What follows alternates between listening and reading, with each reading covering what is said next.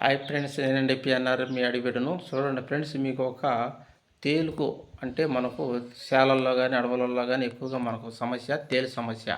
తేలు కానీ మండరగబ్బ కానీ ఒక రెట్లావని ఉంటాయి. తేళ్ళు అనేటివి మనకు బట్టన వెళ్ళావని ఉంటాయి. వీటి వల్ల మనకు ఎక్కువ సమస్య అనేది ఉంటుంది. వాటికి విరుగుడుగాను మీకు మందు అనేది చూపిస్తున్నాను. చూడండి ఫ్రెండ్స్, చూడండి ఆకు బాగా గమనించండి. ఇది మన గట్ల మీద లేదా మన పరిసర ప్రాంతాలలో ఎక్కువగా ఉంటుంది. ఈ ఆకు ఎడన్నా దొరుకుతూ ఉంటుంది అన్నమాట గట్ల మీద. దీని పూత చూడండి తెల్లగా కింద మొదలు వరకు ఉంటుంది అన్నమాట, తెల్లగా ఉంటుంది. ఇది మొలకెత్తనే పూత అనేది పూత దశ అనేది వస్తుంటుంది. ఈ ఆకు చూసి కనిపెట్టాలి మీరు.